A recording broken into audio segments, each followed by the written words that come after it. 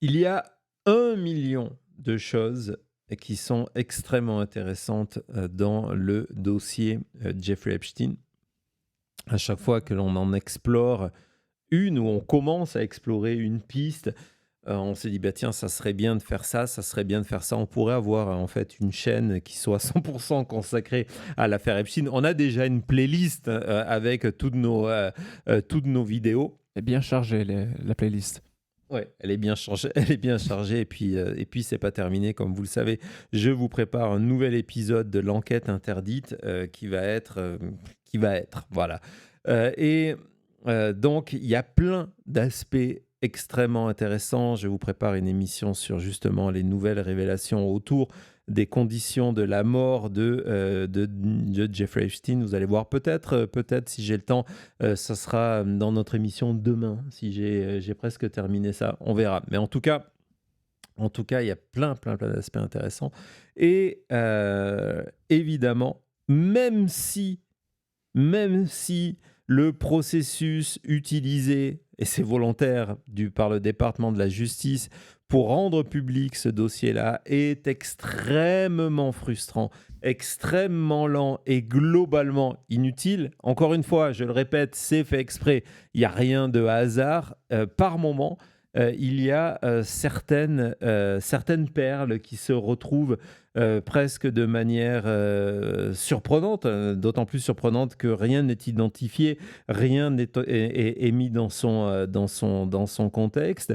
Et par exemple, il y a parmi donc des milliers de documents, cette photo que on va vous montrer tout de suite, juste tout en bas, voilà, immédiatement, cette photo qui a été publiée, qui fait partie du dossier Epstein. Et cette photo, forcément, c'est deux personnages extrêmement intéressants. Extrêmement intéressants. Le premier, debout, torse nu, peut-être certains d'entre vous qui nous suivent depuis longtemps le reconnaissent, c'est évidemment Jean-Luc Brunel. Jean-Luc Brunel, il fait partie de la liste, on vous a montré, des complices de Jeffrey Epstein. C'est un Français. C'est lui qui a organisé sur le territoire européen la récupération de ces jeunes filles, principalement qui venaient de l'Europe de l'Est, pour les trafiquer vers Jeffrey Epstein et ses clients. J'aime pas trop ce terme client parce qu'il y a le sentiment que les clients, ce sont des gens qui viennent payer Jeffrey Epstein. Et en fait, on sait que l'utilisation de ces filles par Jeffrey Epstein lui permettait d'avoir du pouvoir, lui permettait de pouvoir faire chanter des personnes qui étaient en position de venir l'aider à un moment ou à un autre. Et donc Brunel a joué un rôle extrêmement important, clé. C'est une des rares personnes qui était financièrement associée avec Jeffrey Epstein. Ce qui est intéressant, c'est cette utilisation d'agence de modèle.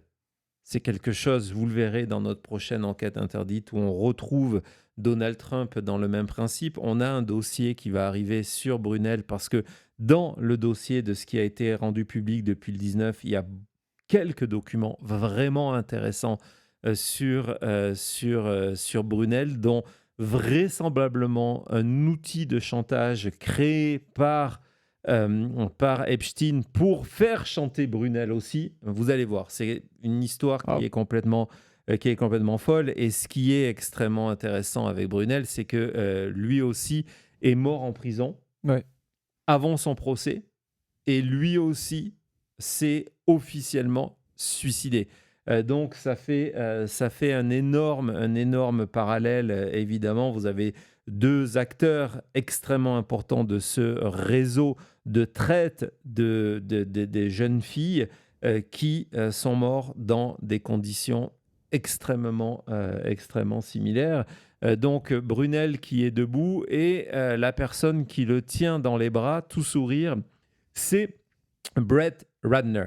Brett Ratner, c'est un réalisateur américain qui, justement, on va voir ses rappels de titres, a été lui-même impliqué dans une série de scandales, de crimes autour de harcèlement sexuel. On est en plein dans la période MeToo, et dans le Los Angeles Times, il y a cette série d'articles avec des témoignages, avec des contre-enquêtes qui vont révéler comment Brett Ratner a utilisé sa position de réalisateur et de producteur. Je vous renvoie directement à la déclaration de Lisa Phillips tout à l'heure, une des survivantes, pour sexuellement abuser au minimum 6 femmes. Ces 6 femmes, elles ont parlé publiquement, elles ont donné leur nom, donc elles sont identifiées, mais elles décrivent un réseau encore plus important. Et vous voyez que dans les noms, il y a quand même des célébrités qui ont osé briser la loi du silence en racontant dans des détails extrêmement précis les moments où elles ont été victimes de violences sexuelles ou de chantage, d'échange d'avoir des rôles et contre des faveurs sexuelles. Donc ça, c'est Brett Ratner.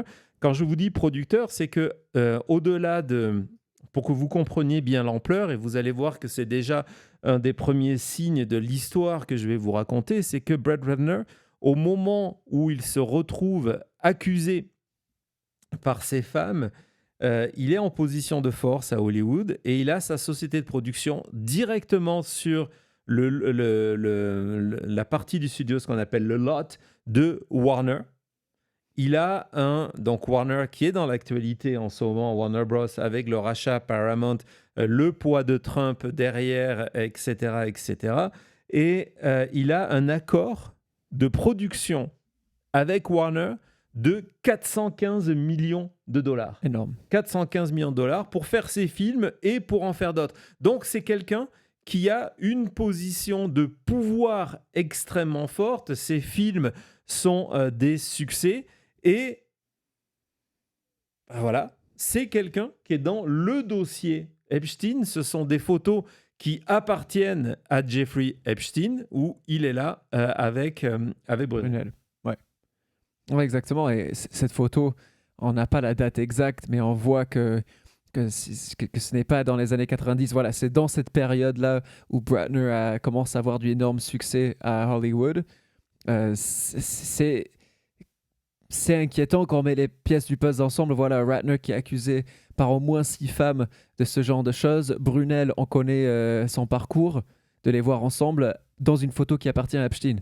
Oui, et donc Ratner, à partir de là, voulant échapper à la justice, parce qu'il y a la totalité de ces plaintes, décide de quitter les États-Unis. Il va s'installer en Israël. Et en Israël, alors, il peut y avoir de multiples raisons de son installation en Israël. Installation qui rapidement va être suivie de l'obtention de la nationalité israélienne. Sur son compte Instagram, il a publié la photo de son passeport. Excusez-moi, dans la photo de son passeport, évidemment,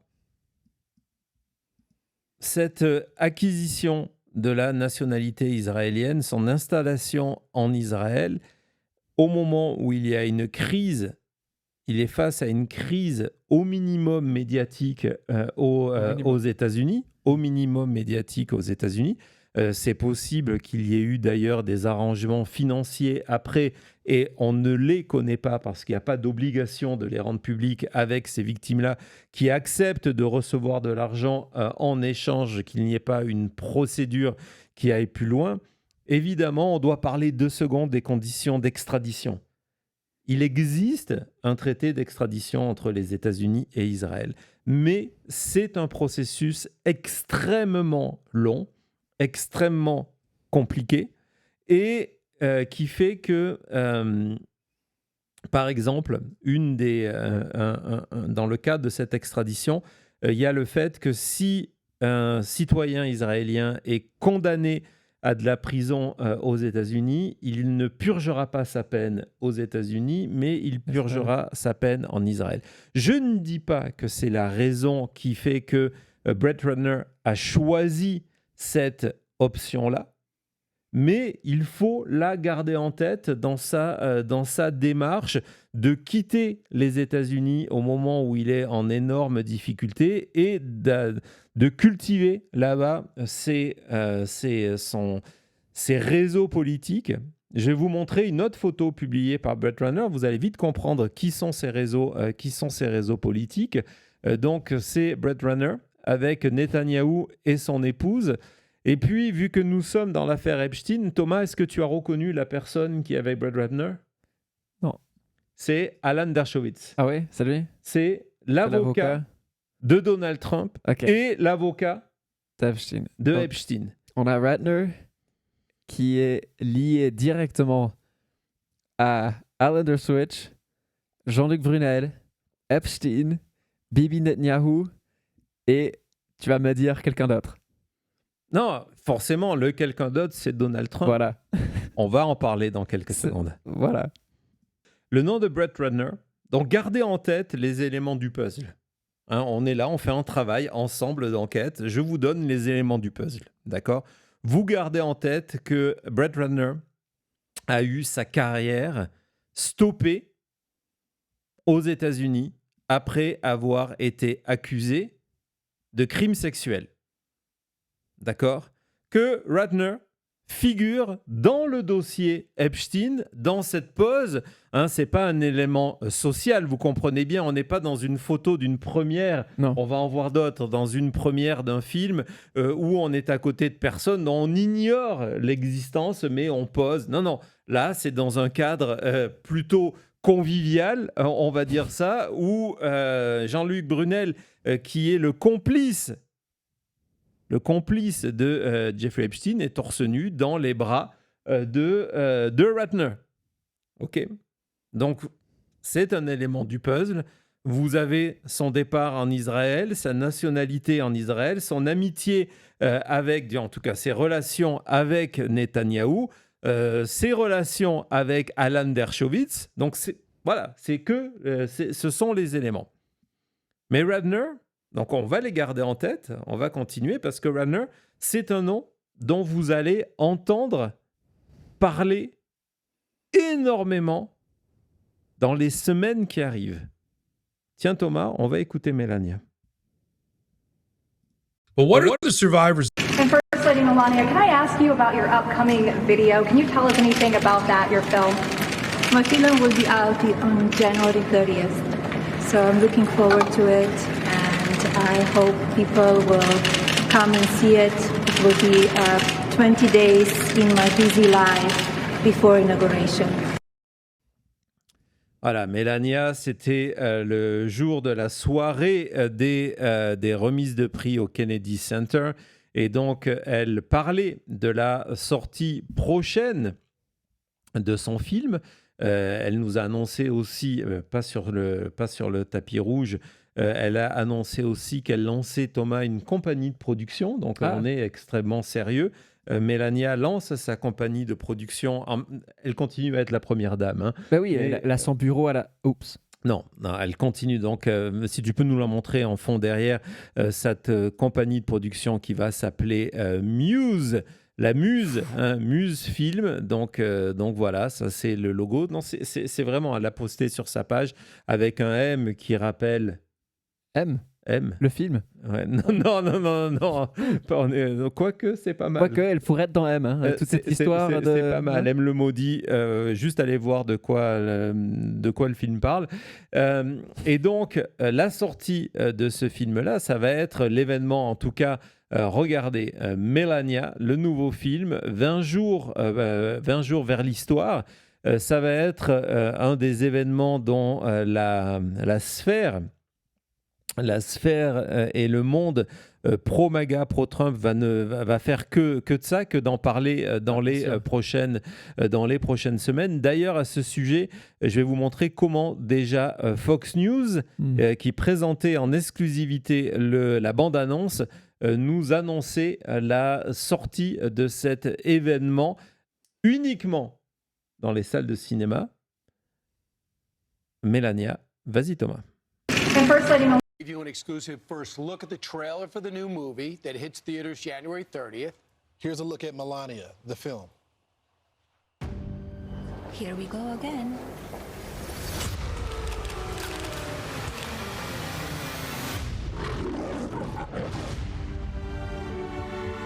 You can come in. Come on in. My proudest legacy will be that of peacemaker. Peacemaker in the fire.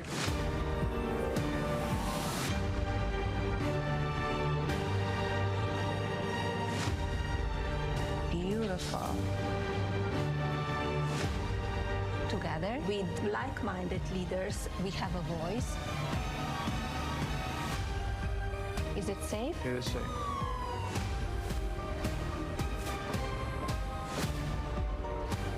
Everyone wants to know. So here it is.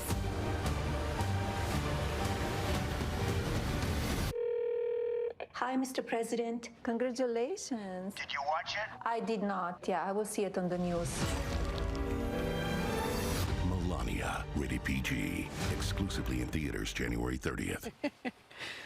That's really cute. I love that he says, "Did you watch it?" No. I did not. I would love to Mr. go President.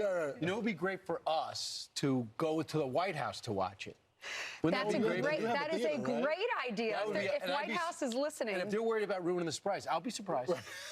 Don't worry about it. And if you want to invite us and to get their reaction to this first is lady there a movie theater at There the it White is. House? Yeah, there really? is. Mhm. With recliners and all? I'm not sure. Right. Popcorn? I am interested to see, because she's never off her game, ever, publicly. You never see her off her game. She's like a flawless type person. She was a model. So she carries herself that way. I'm interested to see how that is able to be maintained throughout the film. Right. T'as pris des notes? J'ai pris des notes. Leçon Donc, de journaliste là. Évidemment, c'est sur Fox and Friends, qui est l'émission préférée de Donald Trump, qui regarde tous les matins Fox and Friends avant de débuter sa journée au bureau ovale et pour y faire la sieste après. Et donc, il prend souvent le téléphone, il appelle en direct. On voit que Fox and Friends a quand même eu l'exclusivité de la bande-annonce. T'as eu de la chance. Évidemment, c'est un énorme film qui sort dans plusieurs milliers de salles à la fin du mois aux États-Unis, exclusivement, c'est écrit exclusivement au cinéma.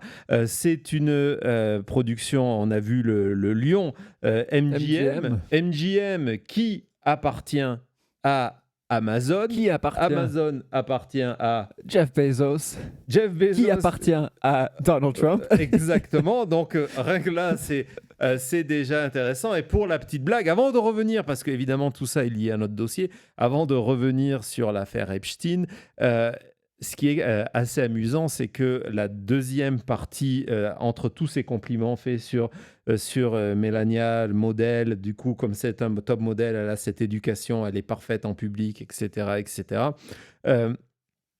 Cette discussion en disant nous on aimerait beaucoup être invités à la première à la Maison Blanche, et cette question de se dire mais est-ce que la Maison Blanche a un cinéma, et la réponse oui, ils ont un cinéma. Est-ce que les fauteuils peuvent s'incliner? Je ne sais pas.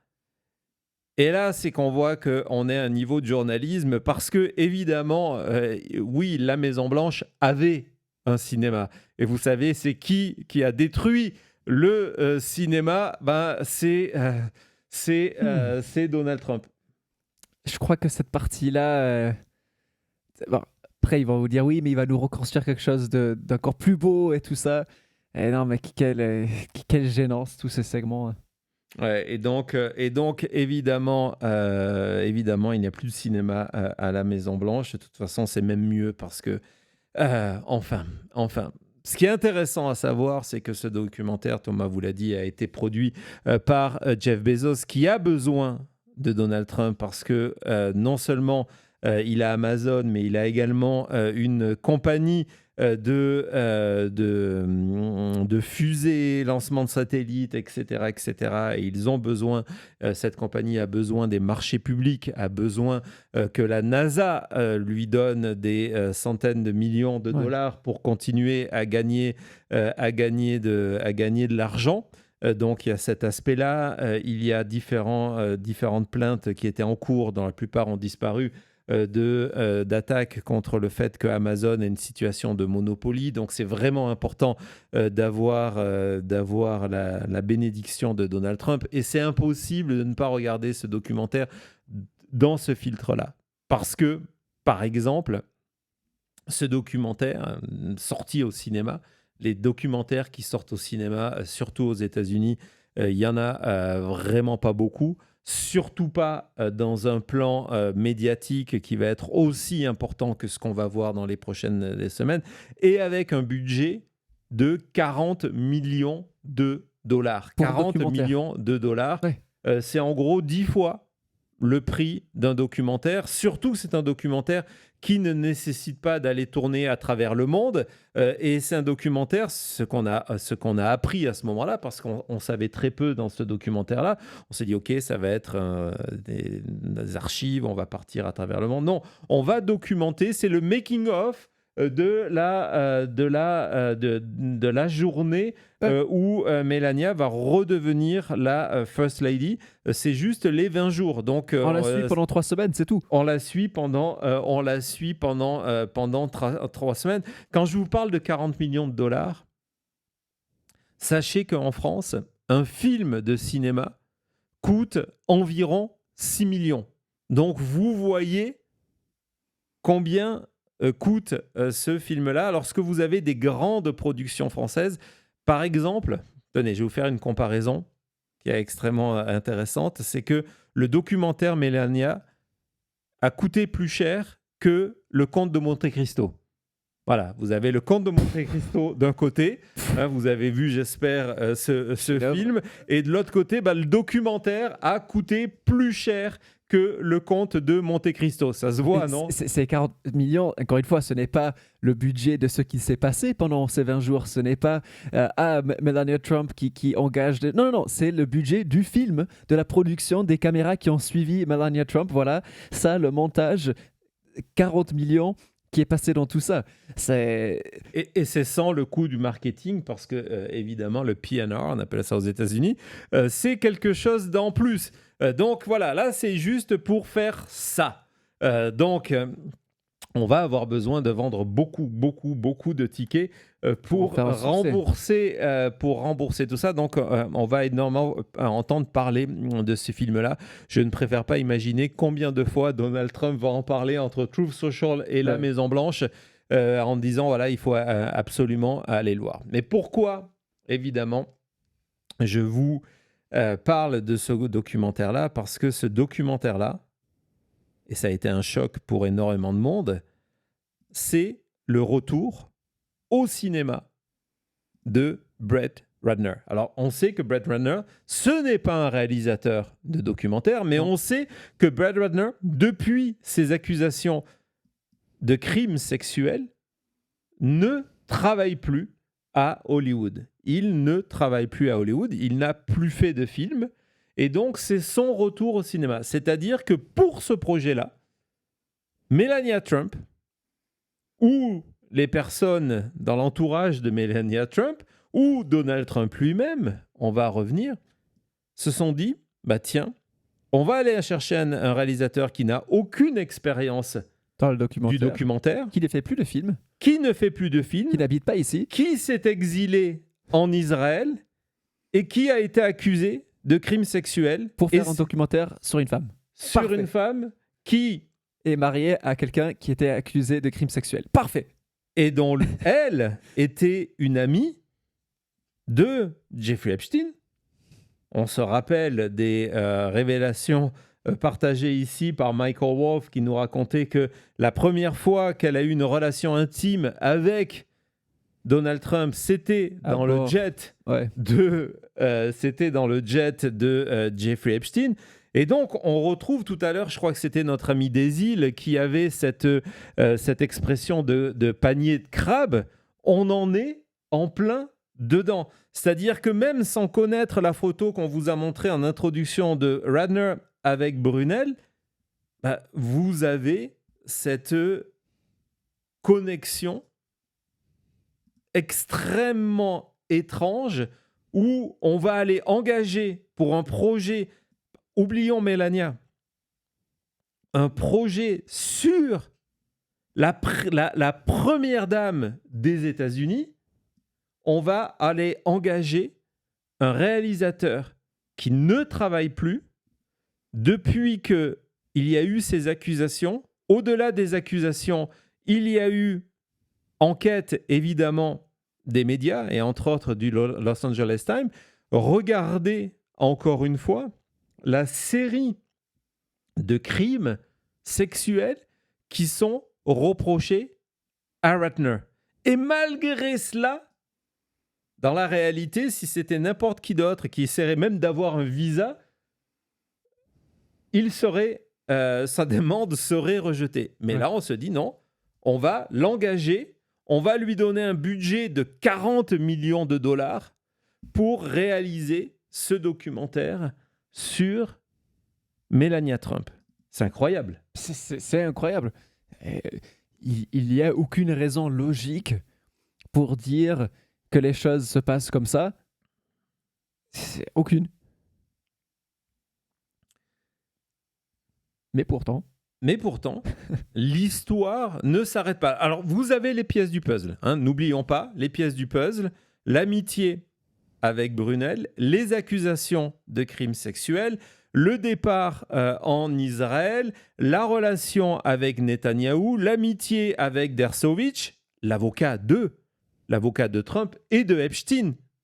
Dershowitz, c'est lui qui a terminé cette négociation qui, en 2007, a permis à Epstein d'échapper à la justice fédérale. Il se retrouve pareil dans le même birthday book que Donald Trump. Évidemment. On sait qu'il est dans le dossier Epstein à plusieurs reprises. Ouais. Et il faut savoir que le fait que Epstein échappe globalement à la justice en 2007 va lui permettre de continuer ses crimes sexuels pendant 12 ans. Pendant 12 ans, jusqu'à son arrestation en 2019. D'accord ?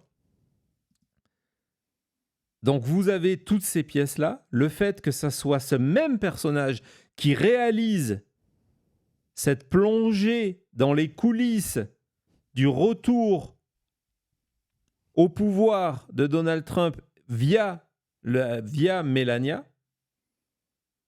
Et puis, vous avez le reste. Vous avez ce qui vient de se passer ces dernières semaines en coulisses, où on va retrouver encore une fois Brett Ratner et Donald Trump cette fois-ci. Je vous en parle tout de suite après. Alors, vous le savez, on a fait une émission sur ce sujet. L'affaire n'est toujours pas terminée. Je ne vous parle pas ici de l'affaire Epstein, mais je vous parle de la tentative de rachat par Netflix de Warner Bros. Ce studio, et tout à l'heure, on a parlé de Warner Bros. où Brett Ratner avait ce contrat de 415 millions de dollars. C'est 10 documentaires Melania. On va commencer à compter comme ça.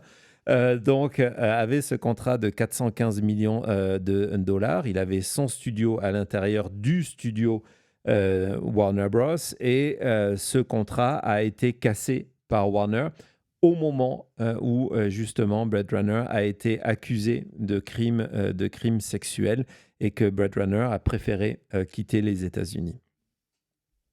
Et donc, en ce moment, il y a toute cette polémique autour de la tentative d'achat par Netflix de Warner. Pas parce que c'est Netflix qui rachète Warner, parce que évidemment, il y a une dimension financière et politique derrière, avec cette contre-offre lancée par Paramount. Paramount, c'est la famille Ellison, qui est la deuxième fortune des États-Unis derrière justement Elon Musk, qui est un ami proche de Donald Trump. Et Donald Trump est intéressé par cette transaction-là, parce que ça lui permettrait, en ricochet, de tuer CNN, parce que CNN fait partie du groupe Warner Bros. Discovery, WBD. Donc, on vous a fait cette émission, c'est vraiment extrêmement intéressant parce que on parle ici de contrôler le narratif pendant des années. On voit ce qui est en train de se passer ces derniers jours sur CBS, qui censure des reportages d'enquête de 60 Minutes parce qu'ils viennent gêner Donald Trump, en se disant, tiens, j'ai CBS qui est la chaîne référence, c'est comme s'il avait racheté France Télévisions ou TF1 dans la chaîne référence en termes d'information aux États-Unis, et en plus de ça, j'ai CNN, c'est bon, Donald Trump a une machine à gagner pour 2026 et 2028. Donc c'est un des enjeux. Évidemment, derrière, il y a la présence de Jared Kushner qui, pour faciliter le deal, s'est officiellement retiré de la transaction. Il y a de l'argent qui arrive en quantité massive du côté du Golfe, non du côté de l'Arabie Saoudite. Il y a beaucoup de choses. C'est vraiment un dossier qui mérite votre temps de le surveiller parce que c'est le symbole de ce qu'est cette administration Trump, qui est l'administration la plus corrompue de l'histoire des États-Unis, qui va vendre son accès, qui va vendre les droits de Donald Trump à utiliser sa grâce présidentielle. Extraordinaire enquête ces derniers jours dans Wall Street Journal. J'espère que j'aurai le temps de vous en parler prochainement. Pourquoi je vous parle de ce deal-là ? Parce que il y a quelques jours, il y a eu un autre deal qui a fait l'actualité hollywoodienne. Et ce deal, c'est celui-ci. C'est le deal de la pré-production, ce qu'on appelle un green light, une lumière verte, de Rush Hour 4. Alors, je ne sais pas si vous avez vu le premier, le deuxième ou le troisième, ou aucun d'entre eux. C'est ce film avec Thomas, Jackie Chan et Chris Tucker. Exactement. Donc, Chris Tucker qui aussi, en fait, on a vu dans le dossier Epstein, en photo.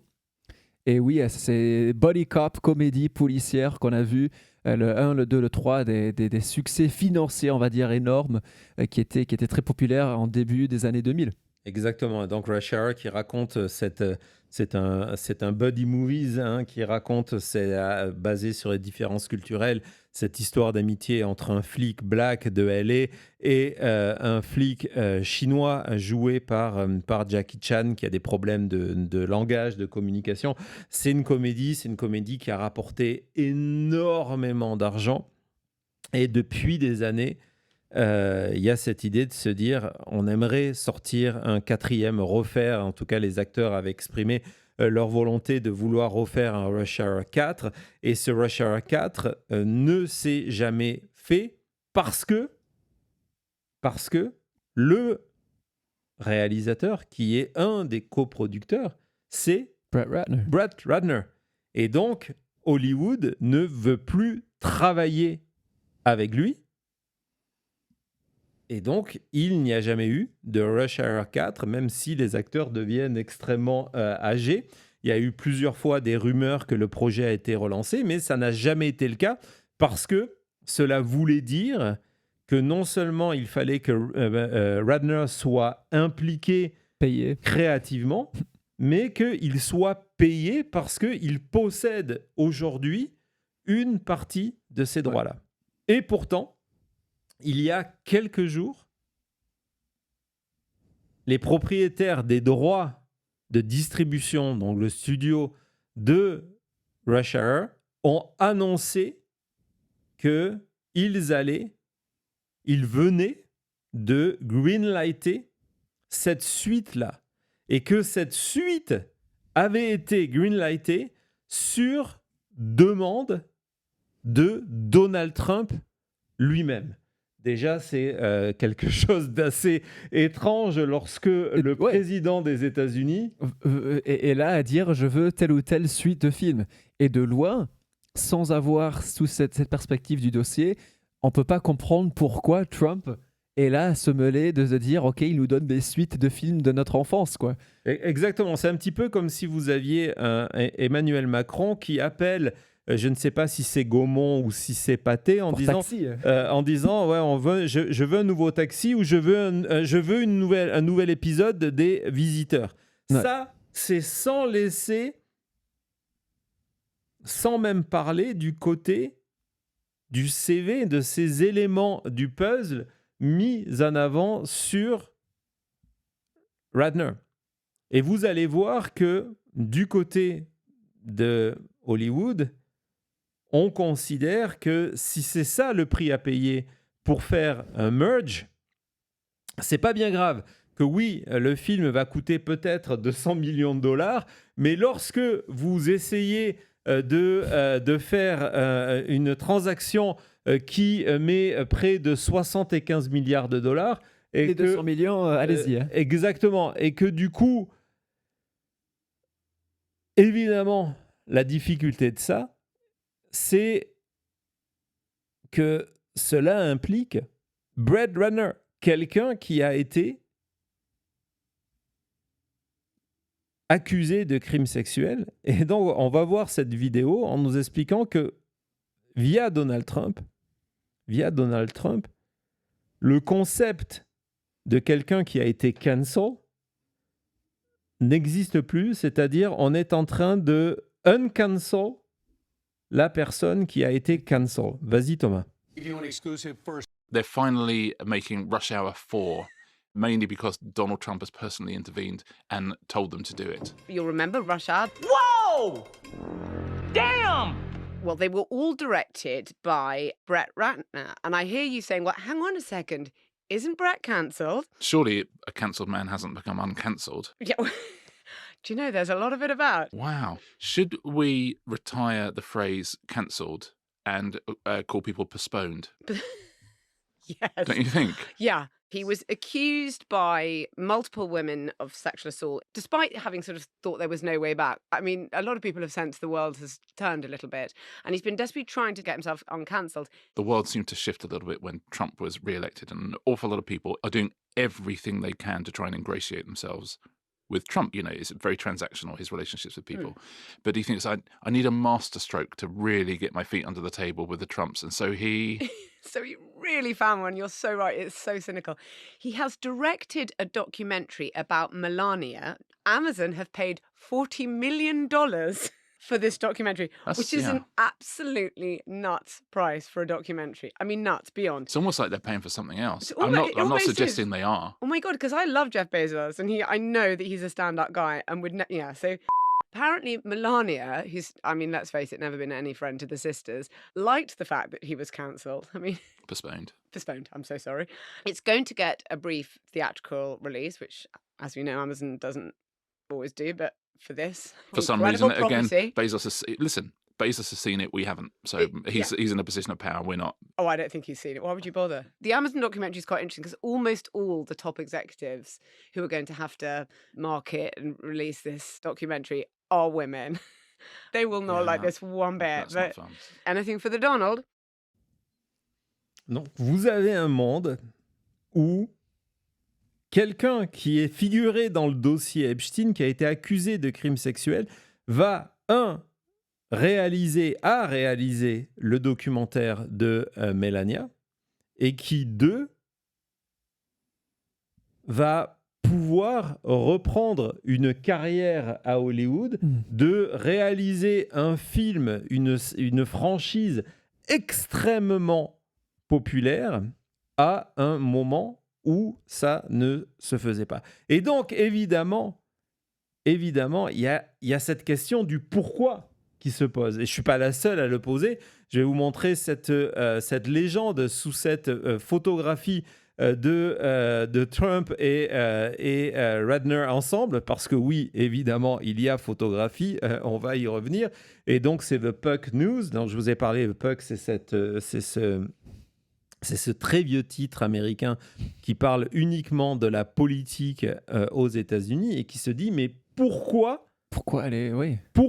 Donald Trump va aujourd'hui utiliser son pouvoir présidentiel pour aller sauver la carrière d'un criminel sexuel qui est dans le dossier Epstein. Il aurait pu prendre n'importe quel autre réalisateur. Ouais, il y aurait eu d'autres personnes. Et puis dans la courte vidéo qu'on vient de voir, on apprend que la thèse, c'est de se dire oui, on le sait, Donald Trump est ce président transactionnel. Il y a une transaction qui l'a sûrement intéressé, où il a quelque chose à gagner. Alors peut-être il a quelque chose à gagner d'occuper Melania, qui du coup crée sa compagnie de production et compte vendre d'autres projets. Pourquoi se gêner lorsqu'on est payé 40 millions pour un documentaire, donc qui compte vendre d'autres projets à Jeff Bezos. Peut-être que là, Donald Trump a une espèce de commission, finder's fee, on appelle ça. Mais dans le cadre de cette relation avec Radner, il n'y a pas d'enrichissement comme on a pu le voir dans des tas d'autres choses. Donc la question, et c'est une vraie question, c'est pourquoi Donald Trump vient sauver la carrière d'un réalisateur, producteur, accusé de crimes sexuels. C'est une vraie question. Il y a une autre dimension qui est complètement inconnue, c'est qui aujourd'hui possède les droits de Rush Hour 4. Ce qu'il faut savoir, c'est que le projet, avant que Donald Trump rentre dans le débat, le projet était tellement un projet pourri parce que personne voulait faire travailler Radner que, on va le voir, le studio avait donné les droits à Radner et à son associé, Arthur Sarkisian, le droit de dire tiens, essayez-vous si vous avez envie d'essayer de le vendre. Nous, on laisse tomber. On laisse tomber ce projet-là. On ne veut plus être impliqué dans cette affaire de Rush Hour. Pas parce que c'est certain que ce genre de film, ça marche toujours ou pas loin, mais parce que Brett Ratner. Et même là, ils n'arrivaient pas à trouver des gens qui seraient intéressés à faire ça parce qu'ils ne voulaient pas faire du business avec Ratner. Oui, parce qu'encore une fois, il est réalisateur et coproducteur, d'accord ? Et donc, je me suis intéressé, dès que j'ai vu ce nom, que Arthur Sarkisian était le producteur. Je me suis dit, oui, c'est vrai, c'était le producteur de Rush Hour 1, de Rush Hour 2, de Rush Hour 3. C'est le partenaire de Brett Ratner dans sa boîte de production qui s'appelait Rat Pack au sein de Warner, ces fameux 415. Mais je me suis dit, il y a un autre moment où j'ai vu le nom de Arthur Sarkisian relié à Donald Trump. Ce moment, c'est un documentaire, encore, décidément. Et c'est peut-être pour ça que, du coup, en termes de documentaire, le projet Melania s'est fait. Je serais curieux quand la totalité des crédits du documentaire Melania vont sortir, ce n'est pas encore le cas, de voir si on retrouve Arthur Shashkiran. Parce que je vais vous parler d'un documentaire qui a été produit ici à Las Vegas, par une boîte à Las Vegas. Ce documentaire, on va voir l'affiche, c'est un documentaire consacré à Donald Trump.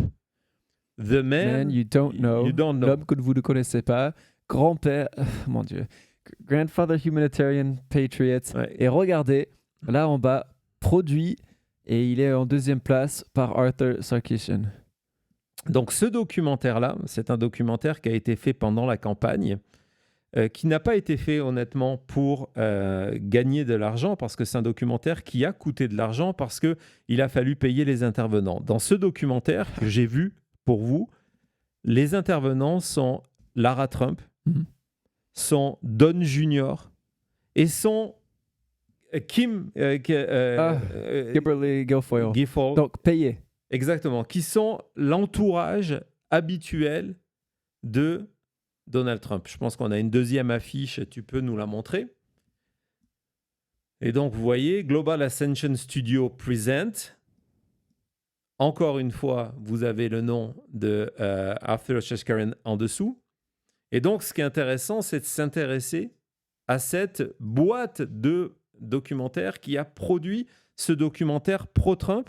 Et quand je vous dis que l'argent ne les intéressait pas, c'est que ce documentaire, vous allez le voir, était diffusé gratuitement où, d'après toi, Thomas? Sur Amazon? Non. Où ça? Sur X. Sur X? Sur X, avec X diffuse des documentaires? Le documentaire diffusé sur X avec la bénédiction de Elon Musk, qui a drop, même Elon Musk critique. Step aside, Roger Ebert. On a Elon Musk qui dit « Worth watching this documentary to understand Trump ». Si vous voulez vraiment comprendre Trump, regardez ce documentaire. Ça tombe bien, il stream sur ma plateforme sur X, gratuitement. C'est un documentaire fait pendant la campagne pour humaniser Donald Trump, produit par le producteur de Rush Hour 1, 2, 3 et désormais le producteur de Rush Hour 4. Vous allez le voir, je suis allé récupérer sur le site sa biographie. Donc, on va voir ça. Donc, ça, c'est sur le site de production. C'est bien le même. Hein. Vous voyez que donc, c'est le producteur depuis... Donc, ça, c'est sa page... IMDb. Ça, ouais, exactement. Ça, c'est sa page IMDb. Donc, c'est les pages professionnelles pour le cinéma. Donc, c'est pour ça que c'est écrit en français. Mais on va les récupérer sur le site... vas-y, là. Donc, ça, c'est le communiqué de presse. J'ai dû oublier la capture d'écran. Mais c'est pas l'histoire n'est pas finie. Il y a un élément qui est intéressant sur cette boîte de production. Regardez lorsque vous allez sur le site internet, ils n'ont rien fait d'autre, hein, soyons clairs. Le site internet, regardez, de la boîte de production, About Us. On a tout compris. Pas besoin de mettre une ligne de texte parce qu'on a mis une photo qui vous explique tout sur nous sommes qui. Voilà, on se présente. Bonsoir, on s'appelle Global Ascension About Us.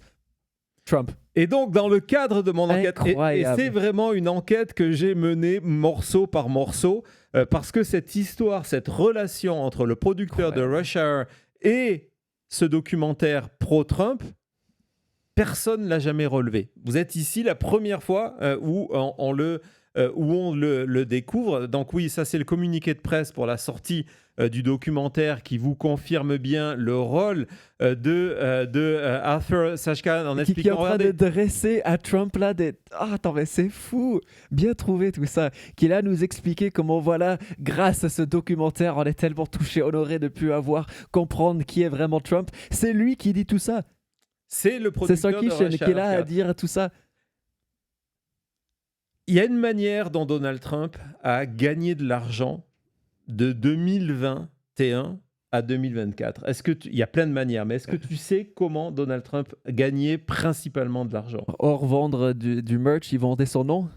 Il vendait son nom et il louait un lieu qui est Mar-a-Lago. Oh boy. On vous a raconté des dizaines et des dizaines d'exemples où il y avait des soirées à Mar-a-Lago et entre autres les soirées pour des opérations caritatives où Melania arrivait pour un quart d'heure, qui touchait son chèque, un quart d'un million et repartait au bout de 16 minutes. Exactement, on avait fait cette soirée-là et en fait la condition c'était que la soirée se passe à Mar-a-Lago où donc le lieu était loué, la nourriture était payée, etc., etc. Et je vous ai retrouvé des images exceptionnelles parce que, évidemment, et vous allez voir le producteur de Rush Hour 4, c'est que ce documentaire à la gloire de Donald Trump, ce documentaire pour permettre de humaniser Donald Trump, ce documentaire qui a été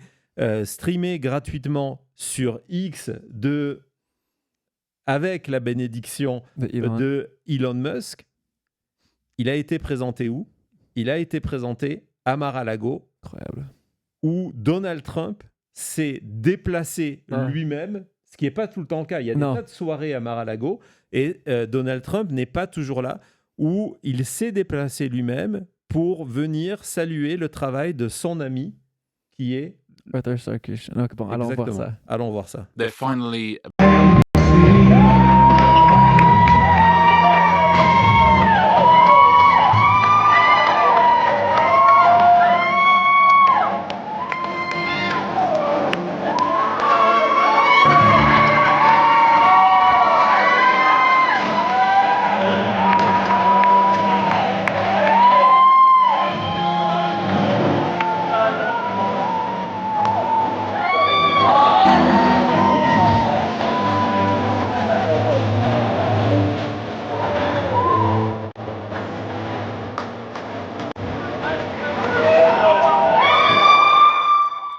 Hulk Hogan, il a tenu une caméra?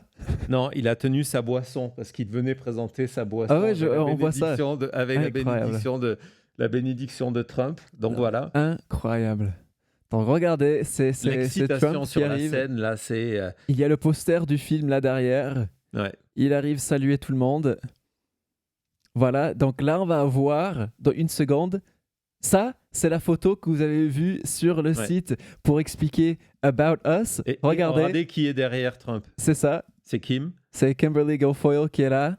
Là, donc voilà, il commence à saluer. Et donc lui, là, qui serre la main, ça, c'est notre producteur, c'est Arthur Sarkisian, c'est ça? Exactement. Donc voilà, et après, oui, vous avez bien vu. Pourquoi pas, à Mar-a-Lago, il y a aussi Hulk Hogan. Vous voyez derrière, il y a le nom du studio, Global Ascension. Hulk Hogan est là avec boisson en main. Voilà. Incroyable. Tout ça avec le producteur de Brett Ratner. Comment tout est reconnecté. Tout se connecte.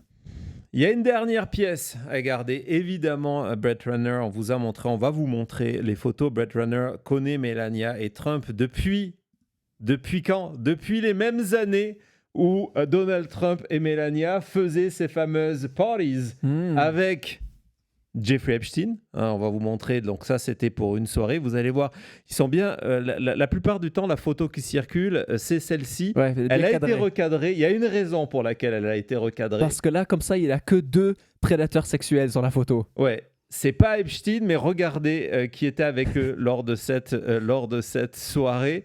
Ratner, Trump, Melania et P. Daly. Ah, on est dans du grand niveau. Et donc... Ça s'écrit pas tout ça. Comment est-ce qu'il y a des gens qui pensent toujours que tout ça n'est pas lié, connecté, coupable, quoi. Mais... Donc, ah là là. Le pompon. le pompon. Et donc... Dans la question pourquoi, j'ai pas la réponse forcément, mais j'ai un nouveau niveau de waouh à vous donner. C'est que